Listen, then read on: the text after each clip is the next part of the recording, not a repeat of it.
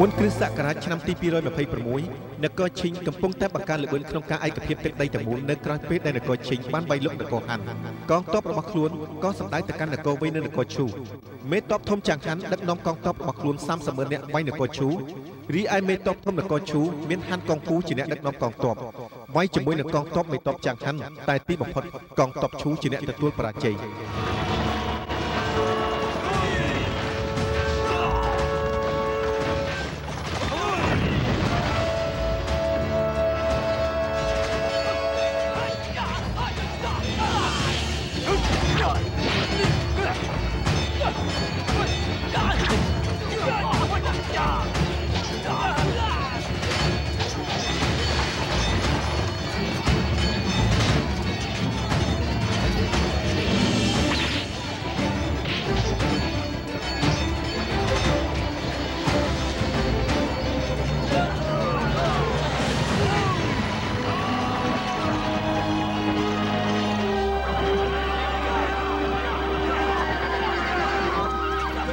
សំឡប់ទាំងអស់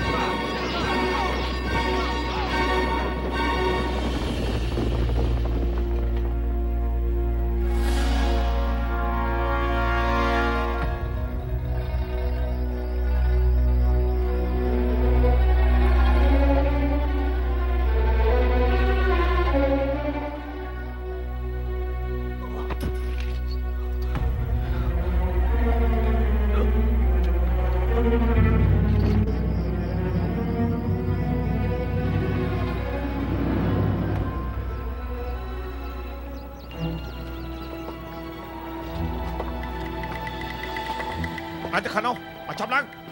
ទៅខាងនោះហើយទៅខាងនោះមើលម៉ែហេតុអីមិនតាន់ឃើញពុកមកទៀតកុំមាត់នៅស្ងៀម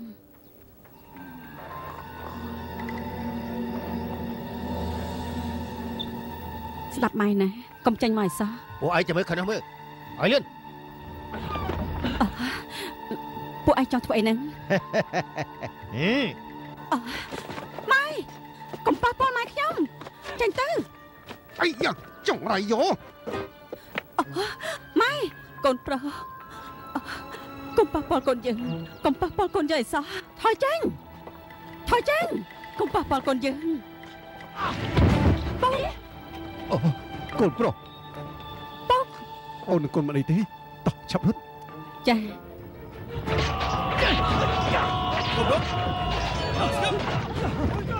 Skip! Chọn! Cầm! Chọn! Nè! Chọn từ nó! Chọn lỗi! Võ! Sập tóm! Sập tóm! Sập tóm! Đứng lên! Sụp lên!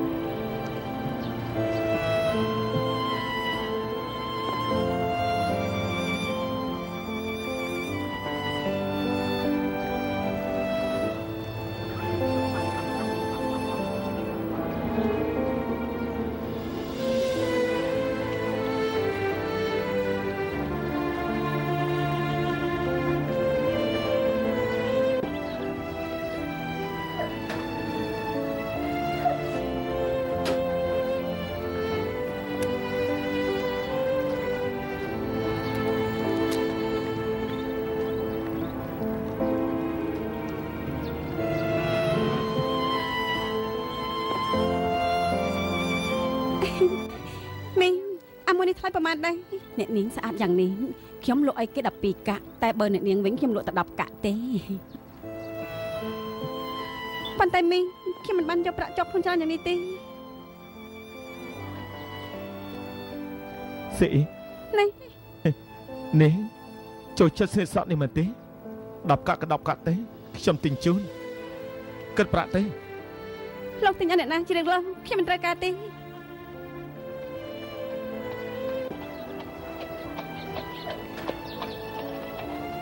មកផឹក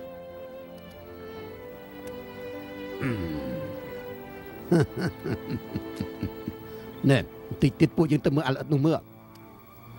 បាន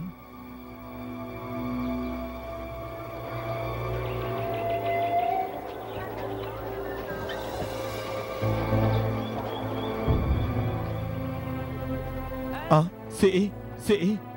នេះកុំអត់ទៅណាខ្ញុំចង់និយាយជាមួយនាង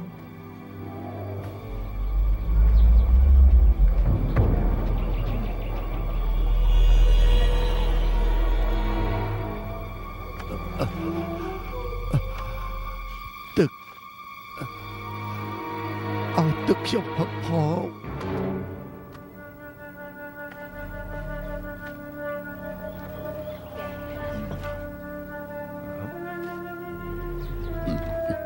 នេះប្រាអរគុណអ្នកប្រុសត្រូវការទឹកឯង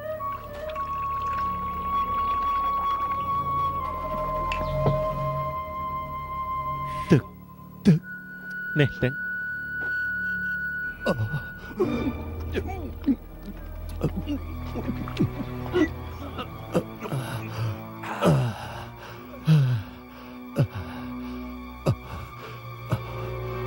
រគុណលោកប្អូនឈ្មោះអីដែរខ្ញុំឈ្មោះហាន់ស៊ីងលើកជានរណាហេតុអីបានជាកញ្ចង់លើកនៅទីនេះខ្ញុំឈ្មោះចុងមីងខ្ញុំជាកងទ័ពរត់ចេញពីព្រំលីសានបើថ្ងៃនេះខ្ញុំមិនស្លាប់ថ្ងៃក្រោយខ្ញុំប្រកាសជាសងគុណឲ្យលោកវិញមិនខានផឹកបន្តិចទៀតទៅ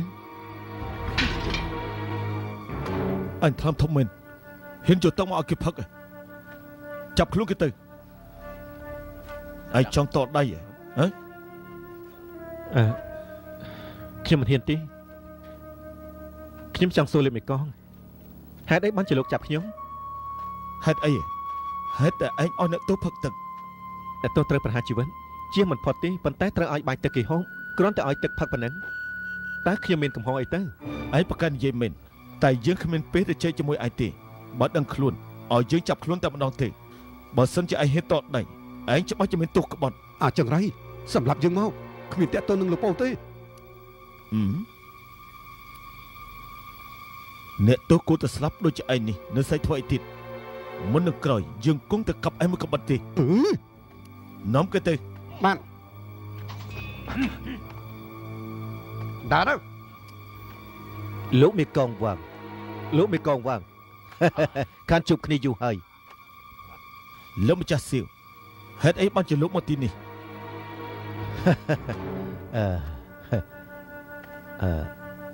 លោកមេកង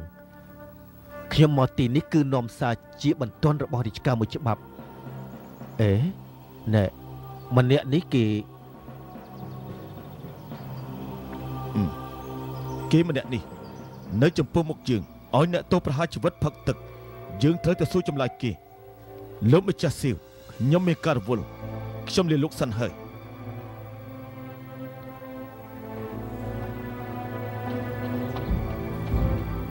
ណែលោកមេកងហេតុអីបានជាលោកណែទៅប្រកាន់មនុស្សកប៉ិចកប៉ុកដូចគេអញ្ចឹងធ្វើអីលោកឃើញទេខ្ញុំធ្វើដំណើរពីយាមឥឡូវឃ្លានណាស់ចង់ជើញលោកពិសាស្រាជាមួយគ្នាម្ដង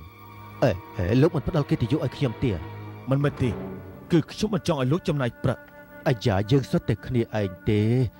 អញ្ជើញលោកប្អូនពីរនាក់នេះទៅជាមួយផងទៅហ៎យើងតែគ្នាលោកម្ចាស់សៀងជិះទៅហើយយើងគួរតែសម្ដែងការគួរសមទៅជាមួយគ្នាទៅចេញពីទីនេះទៅអូបាទ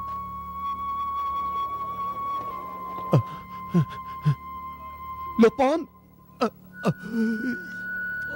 សុំជើញ ជិញ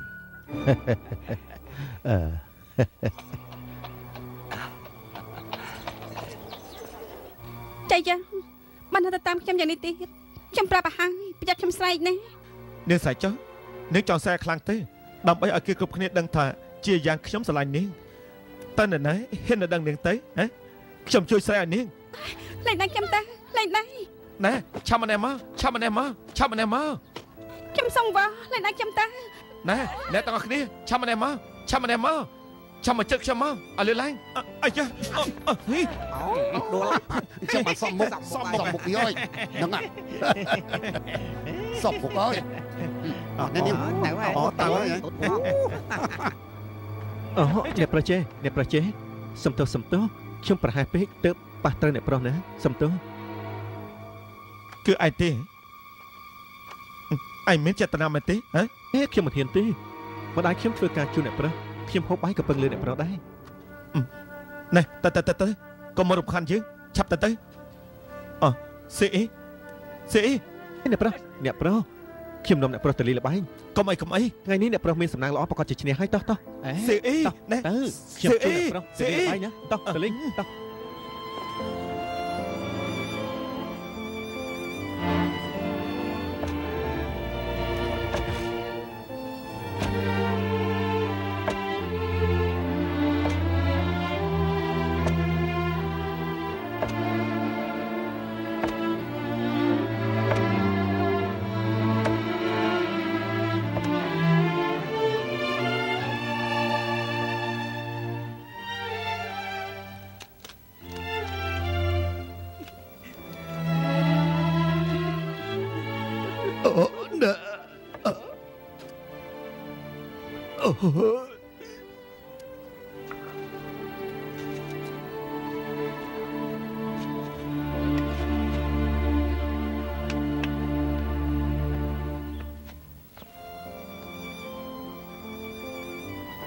អ្នកប្រុសអង្គបុកដូចហើយ អ្នកបនលីវទៅហើយអ្នកប្រុសមានការអីដែរ ឆាប់ទៅយកអង្គឲ្យកត់បុកទៀតឲ្យលឿនឡើង អ្នកប្រុសបុកប៉ុណ្ណឹងគ្រប់គ្រាន់ហើយម្ដងណាក៏បុកតែប៉ុណ្ណឹងដែរណា ខ្ញុំអស់អ្នកបងទៅយកអង្គមិនក៏និយាយច្រើនម៉េចឲ្យឆាប់ឡើង ចា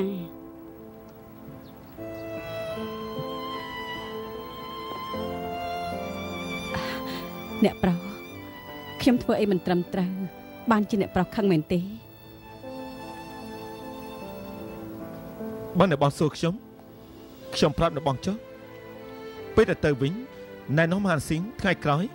ទៅឲ្យឆ្ងាយពីអ្នកនាងលៀមបន្តិចទេបើមិនចឹងទេអ្នកបងច្បាស់ជាមានបញ្ហាហើយ អ្នកប្រុសនិយាយនេះខ្ញុំមិនយល់ទេកូនប្រុសខ្ញុំនិងអ្នកនាងលីមានរឿងអីកើតឡើង អ្នកបងទៅវិញសួរហានស៊ីងច្បាស់ជាដឹងហើយ មកនេះមកនេះ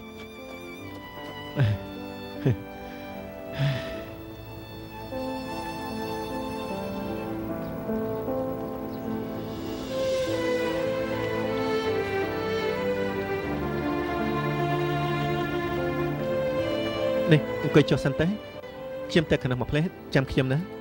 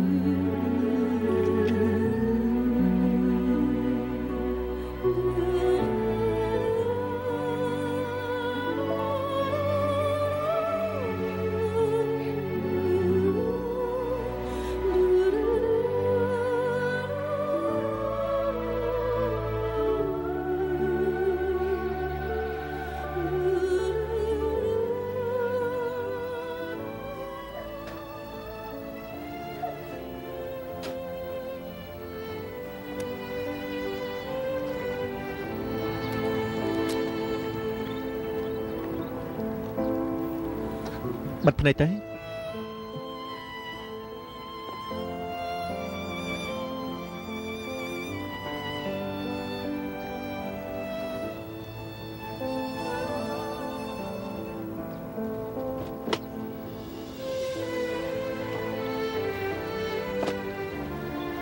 មើលមើល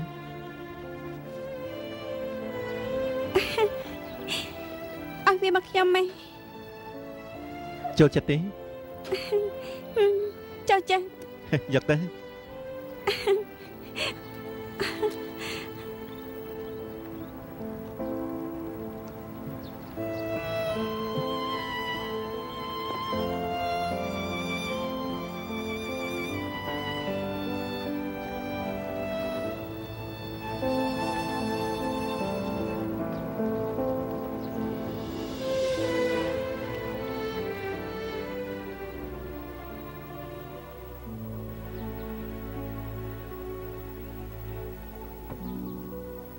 មកឲ្យយើងមើលបាតដៃមើលហាមាត់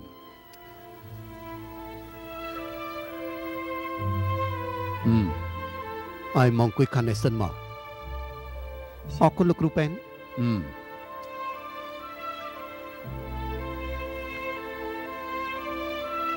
ថ្នាំឈានវ3G បាយឆៅ 3G ทางสู่ 3G ตาจี 5G ងាវ G 5G ជិនធានថ្ងៃនេះត្រឹមនេះចុះ ចេះ មកខ្ញុំជួយ អរគុណ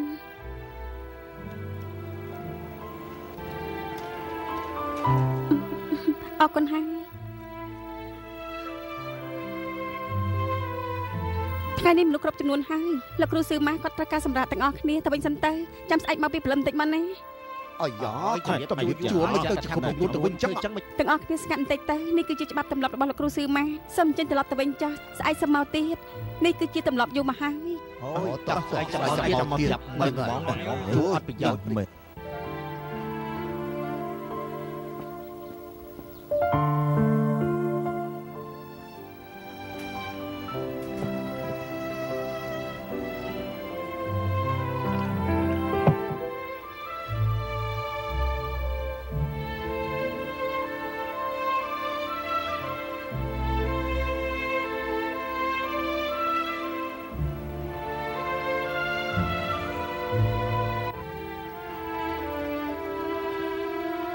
រាល់ថ្ងៃឯងមកទៀងទាត់ណាស់ចុះហេតុអីថ្ងៃនេះឯងមកយឺតការពិតគឺវាអញ្ចឹង បើគុំតែបានជួបលោកសៀវដែលទើបតែមកដល់នោះប្រហែលជាខ្ញុំមកមិនរួចទេ ឯងបានជួបម្នាក់នេះគឺជាសំណាងរបស់ឯងបើមិនចឹងទៀតឯងត្រូវពេញនៃ30ដំបងប្រកាសជាចុកចាប់ពេញខ្លួន លោកគ្រូស្គាល់ម្នាក់នឹងដែរ មិនត្រឹមតែស្គាល់ទេពួកយើងជាមិត្តចាស់ទៀតផងណែបើយើងស្មានមិនខុសទេយប់នេះគាត់ប្រកាសជាមកលេងនឹងយើងអ៊ីងថាវ៉ាបន្តិចទៀតនេះទៅផ្សារទិញស្រាមួយប៉ាន់មកហើយទៅទិញសាច់ឆ្កែបាន2 3ដុំដើម្បីមកទទួលភ្ញៀវគេរយុះណាស់ ចាស់លោកគ្រូ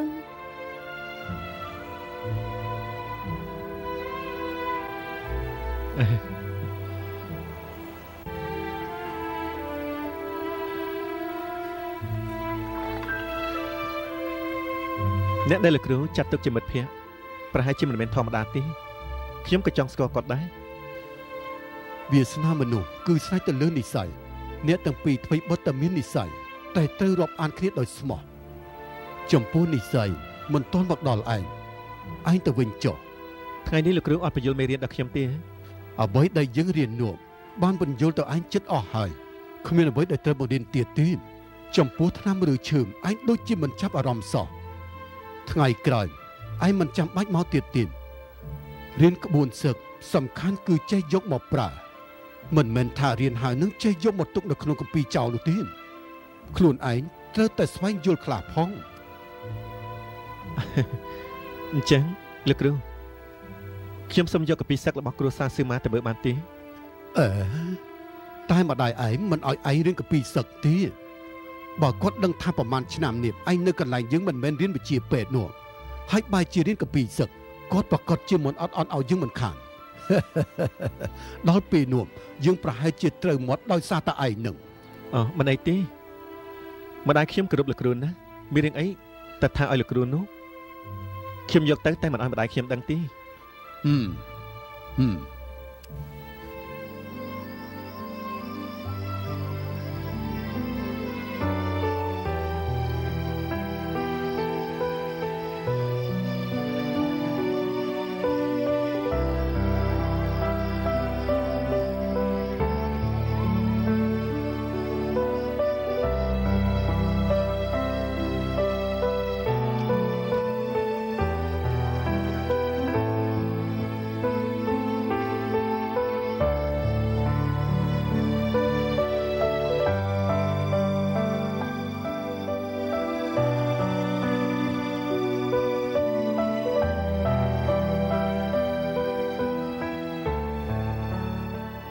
បជារាលំបាកវេទនាណាស់ឥឡូវព្រះរាជានឹងវង្វេងវង្វាន់តកូចៅនឹងប្រើអំណាចផ្ដាច់ការធ្វើបាបបជារាខ្លាំងណាស់ លោកគ្រូ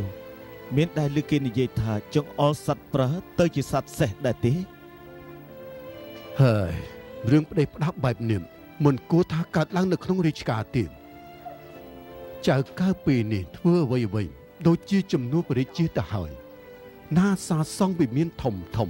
ធ្វើបាបបជារាប្រើទណ្ឌកម្មគ្រប់បែបយ៉ាងមិនគិតការស្លាប់រស់របស់បជារា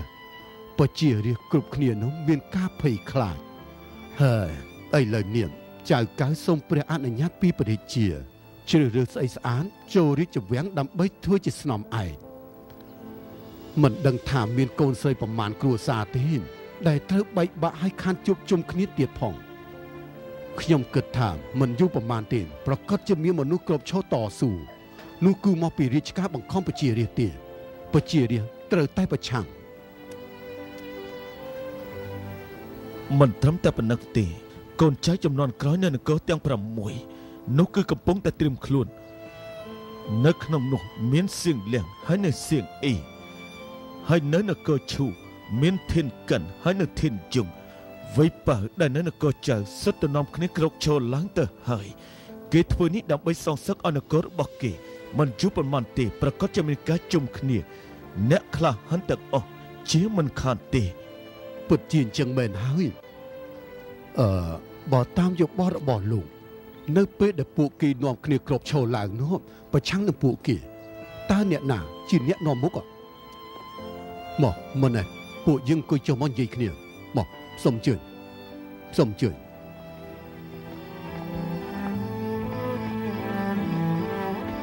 សូមអញ្ជើញសូមអញ្ជើញ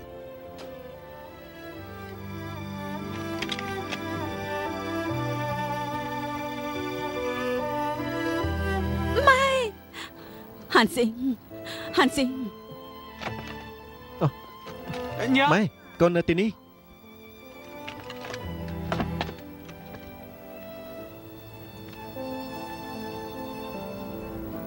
ហាន់ស៊ីង ម៉ែ ម៉ែមានការចង់និយាយជាមួយកូន ម៉ែតែមានរឿងអី កូនស្រឡាញ់អ្នកនាងលីស៊ីអ៊ីហើយមែនទេ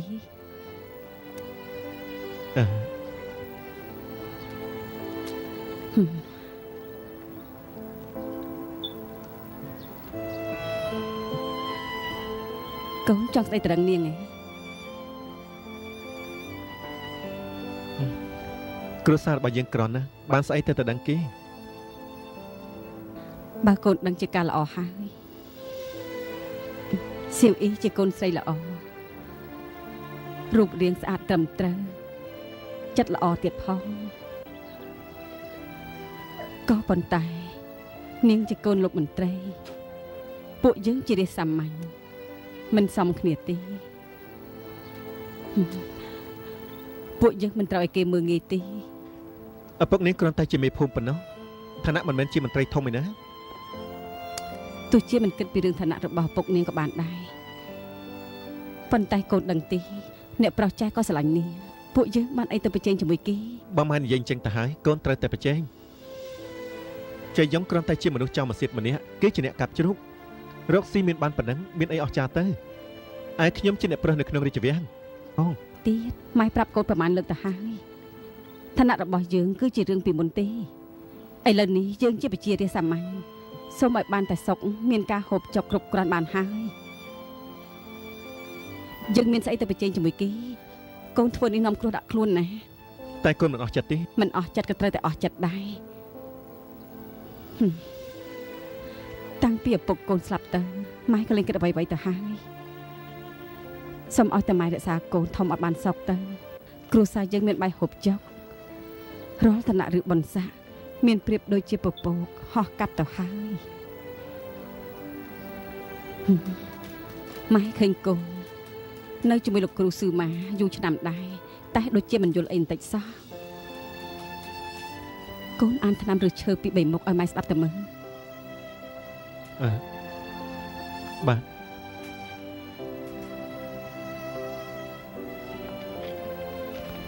កុំមើលសូត្រទៅ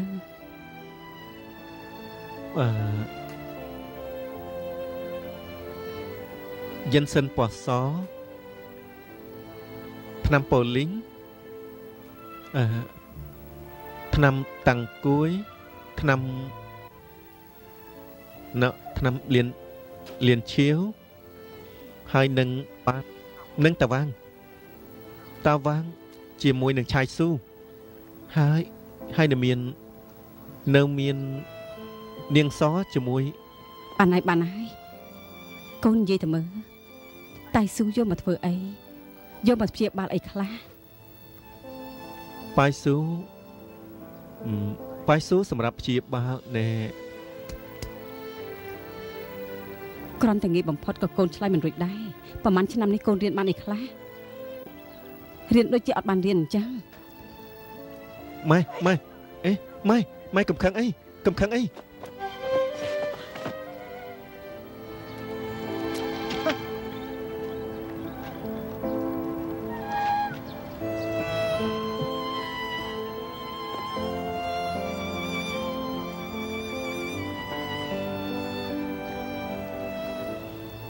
ម៉ែ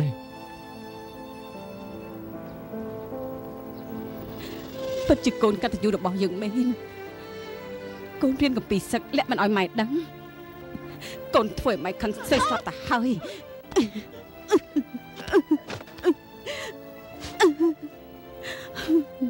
កូនខំរៀនកំពីសឹកនេះហើយកាន់កបិតវែងដើម្បីសងសឹកជូនពងម៉ែមានដឹងទេត្រឹមត្រូវណាស់ម៉ែមិនគួរវាយកូនមិនគួរខាត់កូនមែនទេកូនទៅចុះកូននៅឪពុកកូនតាំងខ្លួនជាអ្នកក្លាហានទៅចុះម៉ែចាត់ទុកថាគ្មានកូនប្រុសដូចកូនទេម៉ែកូនខុសហើយសូមម៉ែកុំខឹងនឹងកូនអី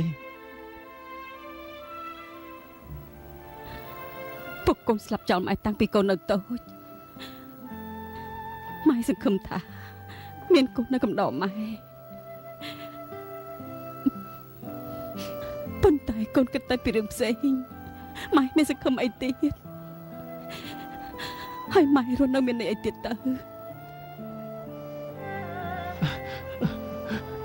ម៉ែកូនខុសហើយម៉ែកូនខុសហើយកូនលែងហ៊ានទៀតហើយម៉ែកុំដេញកូនអីកូនក៏បានសន្យានឹងពុកដែរពុកលោកម្ចាស់ត្រឹមតិចទៅលោកម្ចាស់អូនលោកម្ចាស់បងក្រែងបងខ្លាចដែរបងខ្លាចមិនបានជួបអូនទៀតទេកូនប្រុសរបស់យើងបងប្រគល់ឲ្យអូនហើយទោះជាលំបាកយ៉ាងណាអូនត្រូវតែថែរក្សាគេឲ្យបានពេញវ័យឲ្យគេបន្តកិច្ចការគ្រួសារតកូលហានយើងពុកកូនមិនឲ្យពុកស្លាប់ទេពុកមិនស្លាប់ទេកូនមិនឲ្យពុកស្លាប់ទេពុកលោកម្ចាស់ ក្នុងនាមជាកូនប្រុសមិនត្រូវខ្លាចស្លាប់ទេ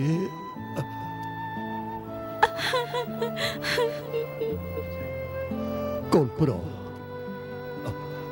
អត់តែកូននឹងម្ដាយកូននៅរស់ពុកស្លាប់ទៅបិទភ្នែកចិត្តហើយ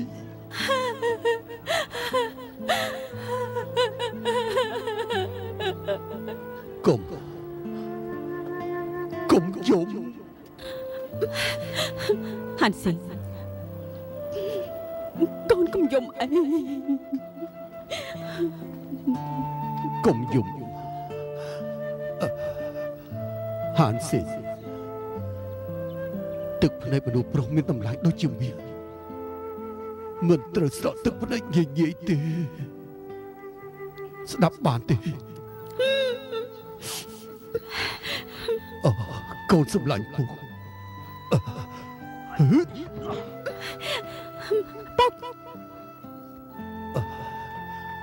ហាន់ស៊ីលើកដៃឡើងមក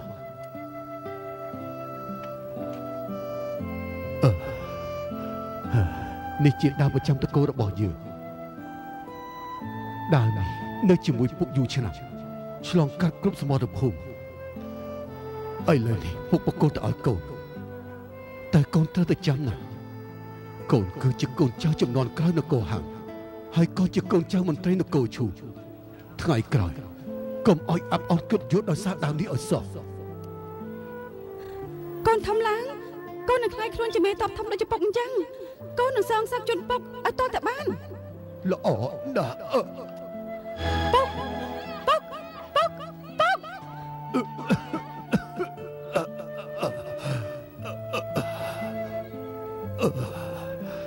នគរឈូមាន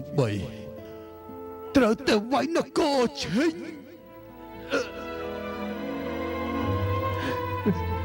ម៉ែ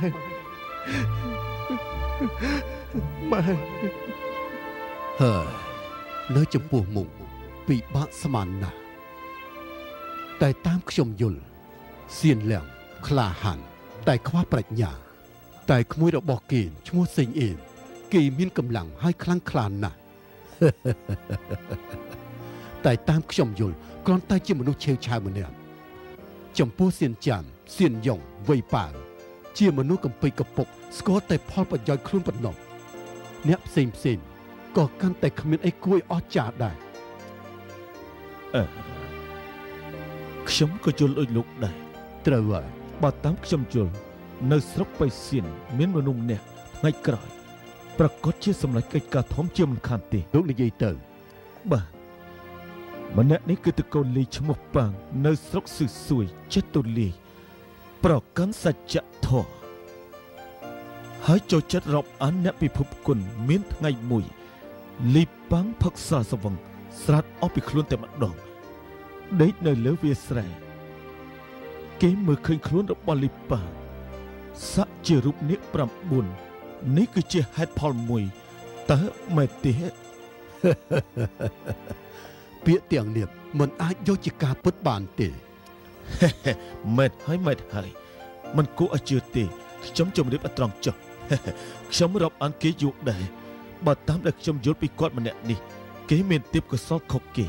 ថ្ងៃក្រោយប្រកាសជាមានអនាគតល្អបើសិនជាលោកចាប់អារម្មណ៍ជាមួយខ្ញុំណែនាំលោកឲ្យស្គាល់គេចុះ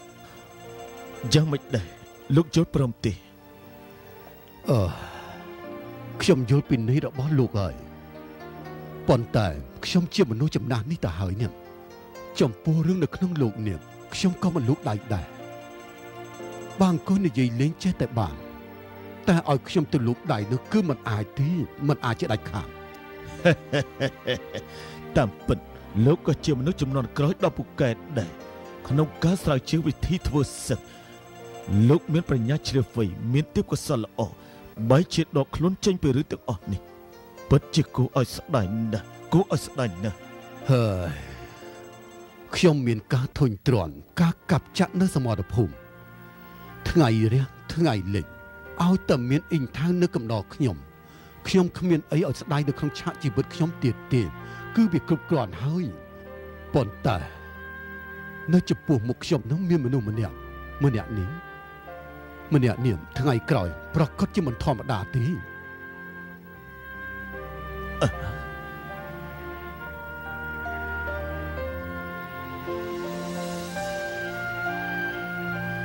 ម៉ែពិសាទឹកទៅ នៅចាំអ្វីដែលម៉ែនិយាយជាមួយកូនទេ កូនចាំហើយ និយាយទៅ មិនចង់បានបន្សាក់មិននិយាយពីក្បាច់គុណមិនប្រជែងជាមួយអ្នកដទៃមិនជំនាញជាប់ខ្លួនសម្រាប់សេចក្តីសុខ បើបានជានៅចាំតើហេតុអីបានជានៅកុហកម៉ែ ម៉ែខ្ញុំជាកូនចៅចំនួនក្រោយនៃមនុស្សរាជវង្សជាកូនចៅមេតបនគរឈូកូនមិនភ្លេចទេមិនភ្លេចពីការសន្យារបស់កូនចំពោះដាវរបស់ពុកគឺនៅចាំជានិច្ច អញ្ចឹងចំពោះម៉ែកូនគិតយ៉ាងម៉េច ម៉ែកូនត្រូវជូនកិត្តិយសទៅម៉ែថ្ងៃក្រោយបើសិនជាកូនមានអនាគតម៉ែក៏បានសេចក្តីសុខដែរម៉ែជឿកូនចុះកូនមិនកុហកម៉ែទេ អ្វីទៅក្តីសុខគ្មានគ្រោះថ្នាក់គឺសុខហើយសុខសាន្តគឺសុខហើយឲ្យតែរស់គឺសុខហើយពុកកូនកាលដែលនៅរស់គឺអស្ចារ្យទីបំផុតគឺយ៉ាងណាគាត់ស្លាប់តាំងពីអាយុ40ទុកចោលពីអ្នកម៉ែកូនយើងពិបាកប៉ុណ្ណាម្យ៉ាងទៀតមង្ធានគឺជាមេតបដ៏ពូកែអ្នកណាក៏ស្គាល់ដែរតែទីបំផុតយ៉ាងណាដែរព្រោះរាជាប្រទានទោសឲ្យគេស្លាប់គ្រួសារគេជាង300នាក់បោះបង់គេចោលហាន់ស៊ីងតើឲ្យម៉ែបញ្យល់កូនយ៉ាងណាទៅកូនយល់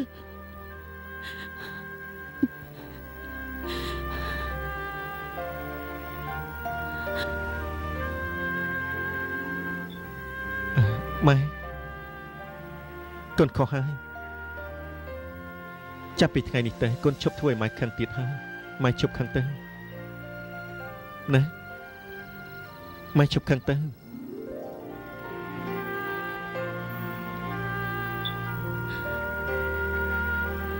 ហាន់ស៊ីងថ្ងៃក្រោយកូនកុំកុហកម៉ែទីស្ដាប់បានទេបាទម៉ែ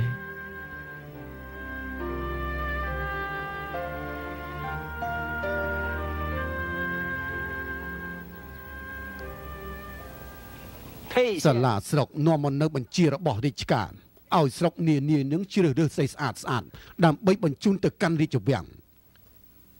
ព្រះរាជាសោយរាជថ្មីស្រុកនីមួយនឹងត្រូវតែយករបស់ទៅថ្វាយម្ដងនាមគឺជាឱកាសដ៏ល្អនៅស្រុកវាំងអ៊ីញ៉ៃទេសភាពក៏ស្អាតទឹកក៏ថ្លាគឺជាកន្លែងដែលមានស្អីស្អាតលើសគេសូមឲ្យអស់លោកទាំងអស់គ្នាខិតខំប្រឹងប្រែងទៅពិនិត្យតាមគ្រួសារកុំឲ្យថ្ងៃក្រោយនឹងមានការសោកស្ដាយឲ្យសោះ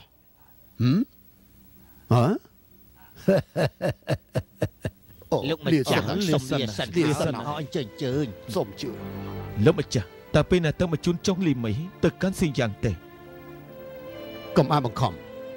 យកទៅដាក់គុកសិនទៅពេលដែលជ្រើសរើសស្អីស្អាតបានហើយនឹងបញ្ជូនទៅសៀនយ៉ាងជាមួយគ្នាទៅ ខ្ញុំខ្លាចតែរឿងនេះមានការបញ្ឆ្ងាយចុងលីមីមិនមែនជាមនុស្សធម្មតាទេកាលគេនៅជាអ្នកនេសាទត្រីនៅវ៉ៃហឺគេចេញចូលនៅក្នុងទីផ្សារនៅក្បែរខ្លួនគេមានគ្នាច្រើនណាស់មានមនុស្សដែលមកខ្លាចស្លាប់បើសិនជាបង្ករឿងយើងពិបាកនឹងមកក្រាបគេណាលោកម្ចាស់ យើងមានរឿងអីដែលត្រូវខ្លាចគេបើសិនជាគេហ៊ានបង្ករឿងកងទ័ពស្រុក 3000 នាក់នឹងចាត់ការពួកគេទាំងអស់តែម្ដងជំរាបទៅរាជការទៅនេះគឺជាស្នាដៃធំរបស់យើងហើយ លោកម្ចាស់មានប្រសាសន៍ត្រូវណាស់